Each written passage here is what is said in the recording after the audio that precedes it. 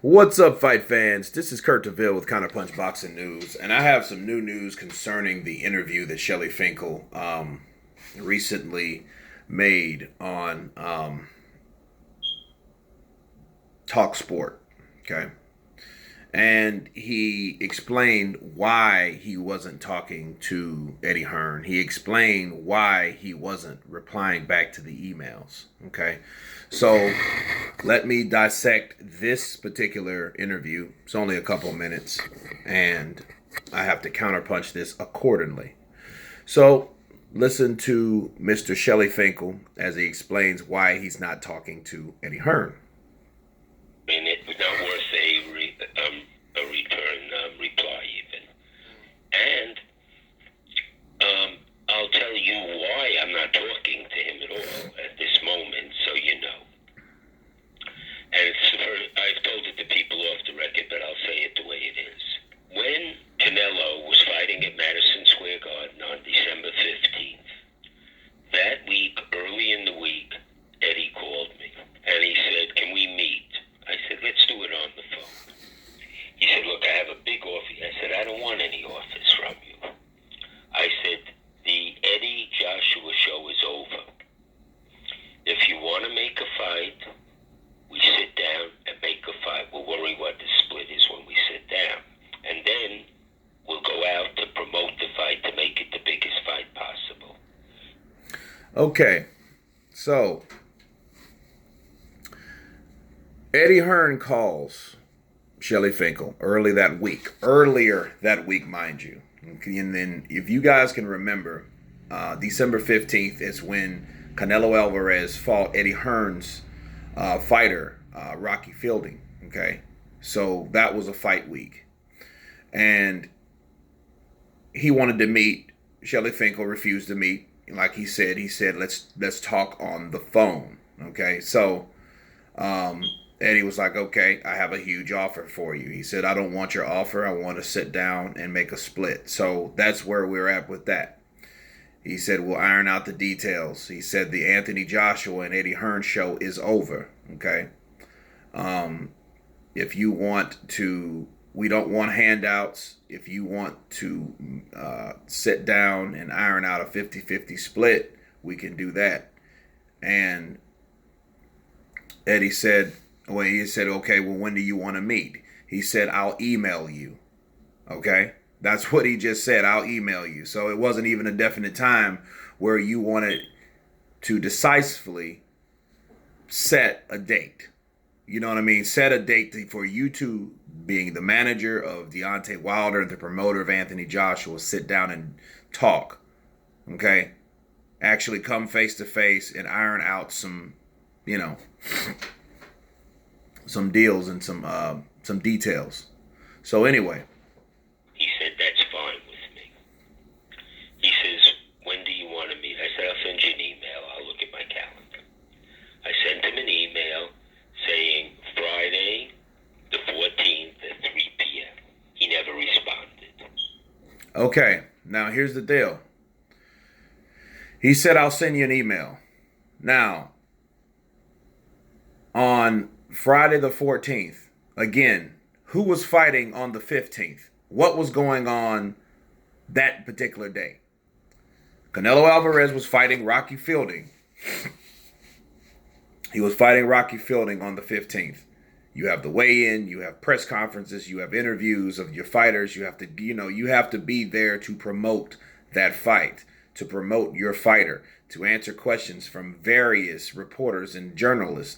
You have to do those type things on the 14th. So why would he email him on the 14th at 3 p.m.? Okay? Knowing, okay, Canelo, his fighter fights. I don't know if Shelly Finkel really gave a shit, but I have to make that known. Like, okay, well, he didn't respond because it was an email at the end of the day. Not saying he didn't get the email. I'm not saying any of that. What I am saying is, do people the same courtesy you've done them. If Shelly Finkel received a call from Eddie Hearn and he answered the phone, right? And they talked about, briefly about what they want and what they don't want, right? And why couldn't Shelly Finkel say, hey, well, I'll call you? He said, well, I'll email you. So he didn't tell him when he was going to get the email. He just said, I'll email you when I email you. You know what I mean? That's very promising. Okay, so he could have at least called, I would say. But anyway, I guess that's how Shelly Finkel does business. He sends an email. All right. Now, but to be fair, Eddie Hearn's fighter was fighting on the 15th. He sends an email the day before, which is the weigh-in and all that stuff. So it's easy to get lost in translation, throughout all the commotion that's going on that day with that filled slots of things that you have to do. Okay, so, the 14th, he picked a crazy time to do that on a fight weekend. But anyway, let's move on. I never heard from him. I come home that evening, and on this phone, the answering machine was a message from him that he called at 3 o'clock. So I called him 10 that evening, and I said, Eddie, you never responded to my email. You have my office number. You have my... Okay, so you got home, and you seen that he called you at 3 o'clock. You called him 7 hours later? You know what I mean? Like, that really gets me, like, I don't get how a person has a gap in time like that. What the hell did you do? You know what I mean? Like, if this is a fight that you claim you want and you have a person that called you back, obviously you were on a certain, I guess Eddie felt that you were on a certain relationship title, like, hey, I can call you, I can reach out to you. And what Shelley said, well, why didn't you call my cell phone? Why didn't you call this? And why didn't you call these other numbers? And it's like, you're giving Eddie Hearn the third degree on what number he called you from, but then you couldn't even call him to, after you sent an email, after you seen, okay, well, he's not answering the phone. You know what I mean? Okay, why don't I call him to let him know, well, hey, I sent you an email. He's not going to do that. He just said, I'll send you an email. You know what I mean? Kind of drably, right? Well, he waits 7 hours to call him back. And then when he does, right, he's like, well, why didn't you call me? Why didn't you call me or to call me from all these numbers? You have my cell number. You have all this, which Eddie Hearn had. You know what I mean? But it's like you call back. He sends a message. He calls and leaves an answer machine message at 3 o'clock and you call him back 7 hours later. It doesn't seem very promising or motivating that you really want the fight or you really want to even meet with Eddie Hearn. Okay, so let's move on. My email address. You have my mobile number. Why didn't you try any of those numbers? I can't talk now. I'm in a restaurant. I said, okay. He said, how about tomorrow? I said, what time? He says, 10 a.m. I said, I will call you at 10 a.m. I called him at 10 a.m. He never answered, never returned the call. That afternoon and evening, Joshua was interviewed at MSG and that. Hold on, let me see something. This number, you have my email address, you have my mobile number. Why didn't you try any of those? So I called him 10 that evening, and I said, Eddie, you never responded to my email. You have my office number. You have my email address. You have my mobile number. Why didn't you try any of those numbers? See, that's exactly what I'm talking about. Now, Shelley calls him, like I said. He calls him and says, well, hey, why didn't you call me from these numbers? Why didn't you respond to my email? But then you called him to ask him why he didn't respond. Like, why don't you just talk about what you needed to talk about then? You're talking a bunch of shit to a person that you're trying to make a deal with, right? Then you call him many, many hours later. Instead of emailing him, why didn't you just call him like you did?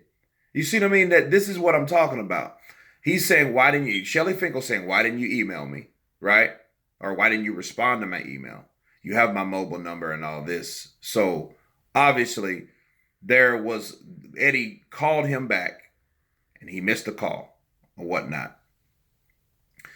So he did make contact. Then Eddie Hearn Shelly Finkel called him back and then asked him, well, why didn't you do this and why didn't you do that? That's not how you make, if you're trying to make a business proposal to a person, why are you so adamant on talking about shit that doesn't matter? You guys are talking right now. You guys are talking right now on the phone. So why couldn't you just set a date to meet? You're setting a date to talk about talking.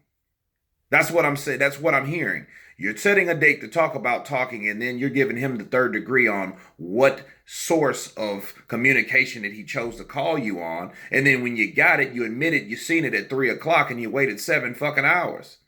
You waited 7 hours to call him back? Well, obviously he's in a different frame of mind at that time. He said he was at a restaurant. I'll call you back.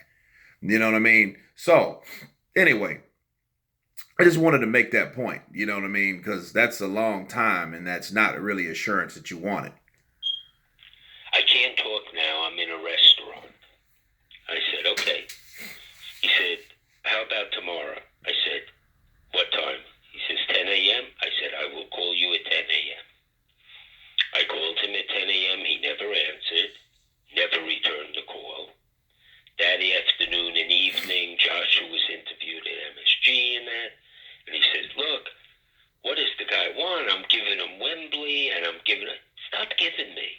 We're not looking for a handout. We're looking to make the right deal for the two fighters. And if Joshua and Eddie really want to make a deal, they get off their high horse, and they say, okay, we're ready to make a deal. We're not offering you things. What do you want? That's not in their mindset, and I have no interest in going any further with it. Okay, so that was the segment of the interview. And that was the interview in short. So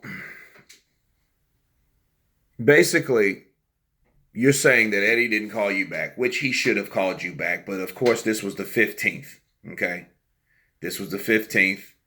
He did when Shelly Finkel called. Eddie should have called him back to say, okay, well, this is, what's going on. But again, we counterpunched that. You guys just called each other to talk about talking, not a meet. From the very beginning of the conversation, that's what Eddie wanted to do, to sit down and talk, right? Sit down for a meet. Shelly Finkel didn't want to do that. He wanted to do the shit over the phone, right? So they said everything they really needed to say. And through what Anthony Joshua said, hey, we're giving you Wembley, we're giving you this. He's like, stop giving me, he quoted. Now get this. He said, stop giving me. All right. I think Shelly Finkel's worried a lot about himself and what he's getting. When you said stop giving me, you're talking about yourself. You're not talking about Deontay Wilder or anything that benefits Deontay Wilder. He changed it to us later on. Stop giving me. You know what I mean? If you listen to what he's saying, stop giving me anything. So you're thinking about you. You're not thinking about Deontay Wilder. So he was like, well, they need to get off their high horse or whatever. So Shelly Finkel feels that they have a ego problem, and that until they get off their high horse, or get rid of their ego or their big ego, a fight won't be made. And I see here between two different people, you have a lot of personality. Personality clashes, with certain people. And this is what this is to me. You got a lot of backwards and forths about talking, but no one ever made a meet. And Shelly Finkel at the beginning, of course, said that he didn't want to meet at all. So, it's like, okay, you guys just talked on the phone. So why would you even plan to talk about what? Talking? Make that make sense to me. None of this shit makes sense to me. You guys said, okay, well, let's set for a meet. Okay, well, I'll email you. Well, why don't you email him a particular time? You see what I mean? You didn't do that. When you emailed on him and he didn't respond, and you did that on the worst possible time. I don't know if Shelly Finkel, again, was aware of the Canelo fight or whatever, but he said he called him, the night of the Canelo fight, or the weekend before the Canelo fight. So he was fully aware of what was going on. You know what I mean? But whatever, you know, I just wanted to counterpunch that and bring it to you guys' attention. So to ask you guys in fairness, who was at fault during these negotiations? I want to know what you guys have to say. Please leave your comments below. Of course, please subscribe. And you guys been counterpunched. Peace.